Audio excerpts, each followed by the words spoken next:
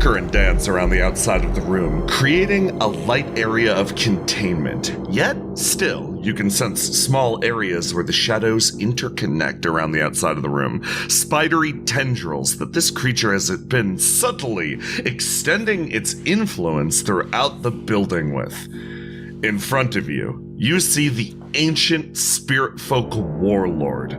This being is a collection of animosity, misshapen wisps mashed into its form and rebuilt into whatever form it sees fit. It currently stares down at you and releases a shrill roar. And now Marcus, yes. Marcus wipes some shards of crystalline fruit from his mouth and spits a remaining mouthful onto the floor. Why was the key even there in the first place? We may never know.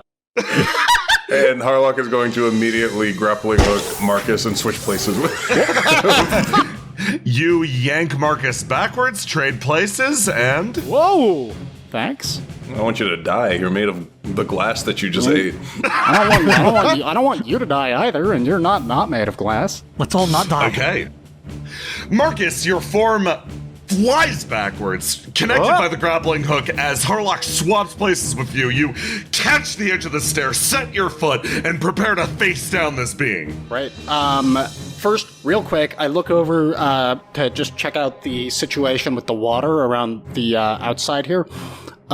Is it very deep? Is it the sort of thing where if I fell in, I could stand there?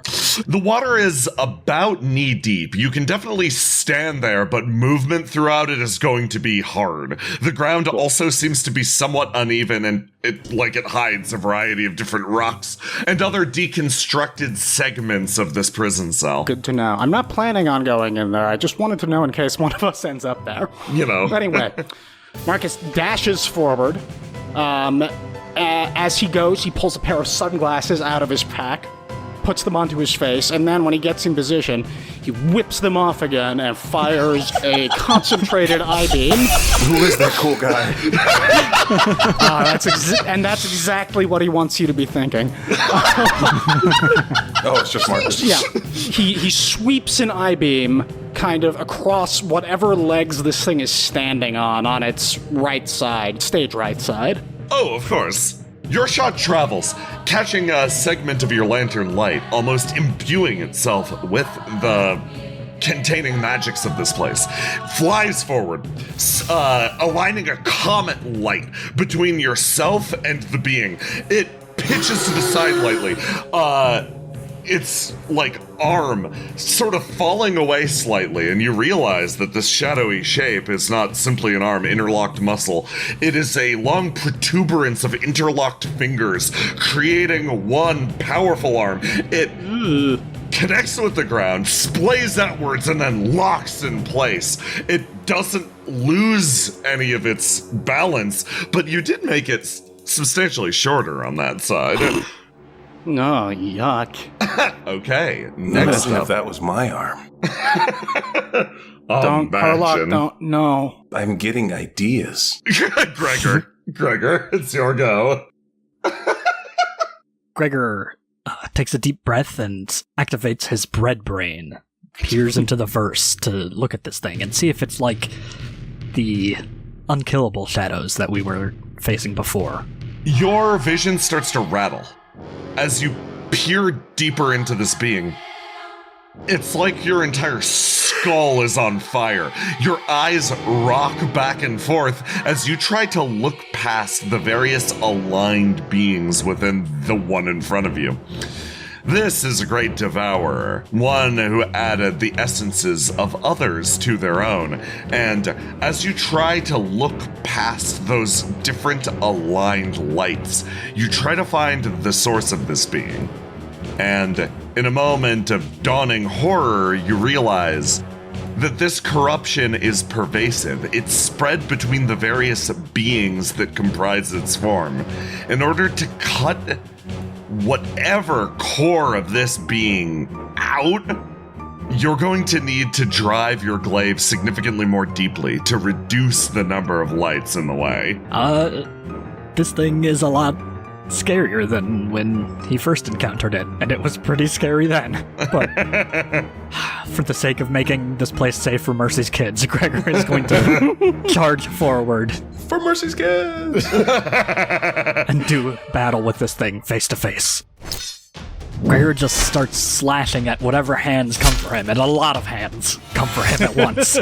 But he manages to deflect each and even get a little stabbing in while he's at it. You sweep your way through as these hands split and writhe open, long tentacles assuming a shape for grabbing you with what appear to be knuckles, long fingers. They all leap in, but you stay above the mass, flitting across the base of this arena, getting closer.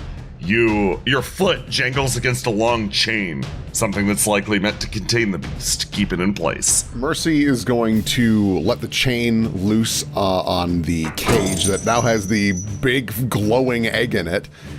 She realizes the egg will not survive the winter, and throws the chain as far back behind her as she can, takes a step forward, and then overhead brings it down so that it does not hit Gregor, but can hopefully at least hit the weird pale part of the body on top, and try to, almost like trying to bring a hammer down on the nail to see if she can like puncture it back through its body into its own maw. Oh, that's sick. Oh, wow. That is indeed sick. That's very fucking cool. The chain rattles backwards and you sweep it down in a large arc. You swing it down like a hammer where it hits the creature, and you attempt to send it down through its own body, but instead it catches it mostly on the shoulder area, one of those raised arms, and it bounces back and forth like a punching bag, the body rattling and bones snapping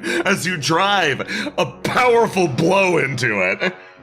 She's also hoping that the force will cause the egg to violently detonate and just, like, I know we've been, like, she feels bad, because this Could have yeah. been a baby. could have been a Stegosaurus. We don't know. Oh, man. Like, Wow. listen, this is the best tool we've got to kill this thing. A long crack runs up the side of the egg, and a peal of light flies free from it. You reel the cage back and bring it back, and you see that the egg is starting to shake a little violently. Here it Light comes. beginning to emit from its sides. You're now cooking a grenade. Oh, uh-oh. Fuck. What is she cooking? No, let her cook. Finally, last but not least, Harlock, please. Harlock, whose brain is so big that she's foreseeing into the future and imagining the mechanics that might have emerged from this combat, Yes. is actually not going to make a direct attack. Oh, Interesting. She's going to grappling hook over to this sheer surface oh, oh, over here. oh, you're gonna climb. She's going to hold on to this The lip of this Orifice. Waterfall? Yeah, the the orifice. lip of this waterfall. Yes, exactly. Interesting. And she's going to plant one singular explosive charge. Oh, interesting. Okay. Okay. And then I detonate it while she's there. What the fuck? Goodbye, Hardlock. Forever. Betrayal. I thought it'd be spicy if there was a betrayal. Harlock, you send your arm backwards. It attaches to the wall, sinking in with a whir as your grappling hook arm wrenches you backwards. You spin and slam an explosive charge into the base of the waterfall and wait. The being lifts its various aligned arms and other appendages, reversed or not, and swings them down in a gigantic cloud on the area in front of itself. Its various arms, legs, and other appendages sweep down on you in a tangled mass, and then they grow with frightening speed. It seems like almost using the energy of the lanterns itself, the attacks travel in your direction and all manage to strike home. Marcus, you are sent flying backwards, hit the wall, and then land in the water, splashing beneath the surface. Gregor, you whirl, your back hitting the wall, and you hit the water as well. You quickly pull yourself back up as someone slams in next to you. And Mercy, you feel you feel the splash of water spread over you, and you and Gregor share a look. One man, though, stands and steps forward. Easily dodging between the various attacks, he pulls out Don't be a hero. nothing and jumps over on top of Marcus. We could have used that. You don't want to be in here. This water's bad. This water has texture. It shouldn't. It's gummy. I hate it. Oh. Swamp gas remains attached to your head, shittering lightly. And then, the being in front of you fades into nothingness. Oh. Oh, bullshit. It seems to disappear into the body of the room. You have no idea where it's gone. Room feels empty now. Shit, man. I told you, mechanisms. Hate that. Okay, Mechanics. start of a new initiative. Fucking mechanics. Okay, so I probably noticed Mercy and Gregor also falling into the water, right? Darn straight. I think I might want to try and get Mercy out of the fucking water before she solidifies any further. How? So, like, I was thrown bodily. So, like, have I just been covered in water? No, only up to your knees. Oh, that's better. That's better. Oh, okay. So I was able to catch myself a little bit. Okay, that's way better than I thought. Yeah.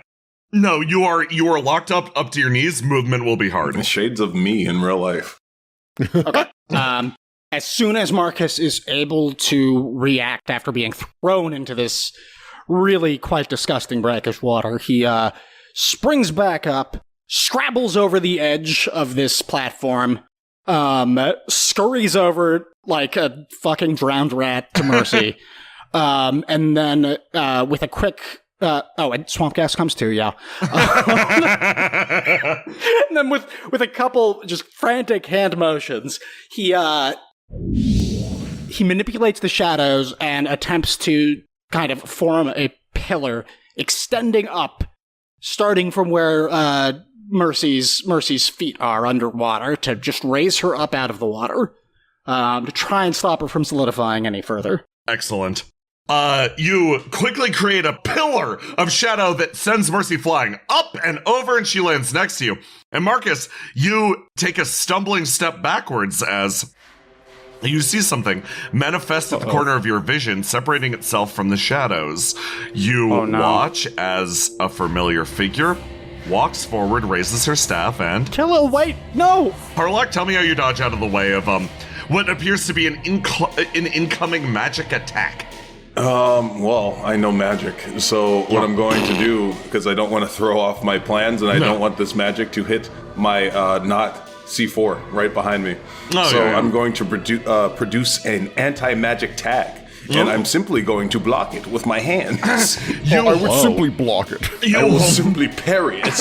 I hold out my hand and I catch it. You hold up your anti-magic tag, and you set yourself in place, getting on the C4 as she raises her arms, and a corruptive wave of flame washes over the area. Both of you feel suffused with this corruptive flame as it enters your body and starts to writhe against your lanterns. Khalil, what are you doing? And are you okay? Is this your mare? Yeah, I think she's a little sick right now. You really talked her up as being really cool, and this is not cool. She is. She doesn't usually look this creepy. There's something wrong. No, she looks great. I'm saying she's not acting very kind. I was lied to about your town. I was very much lied to. Nobody lied. We simply omitted some things. Also, we didn't know that things were this bad in the Prison of Light specifically, I swear. Gregor is going to charge at Khalil, but not with his glaive. He seeks to grab onto her. You negate all of the darkness that flows around your body, light pouring forth, and you reach forward to grab her. And you get close, and this loud pulse of darkness, just this powerful burst, sends you flying again. You hit the wall, you roll back against the ground again, and you maintain a solid look at her as you fall. Gregor, your bread brain activates once more as you stare at her. You can tell this is Khalil, but it is also not. Very much. Whatever essence she once had is no longer possessed within her body. This is an extension of that being. It seems like whoever she was, whatever presence of mind she had, is currently gone. Utterly removed. It's somewhere else. Uh-oh. You hit the ground, and for failing, you get pinged for 3. Gregor, you are at 2 light. Oh, boy.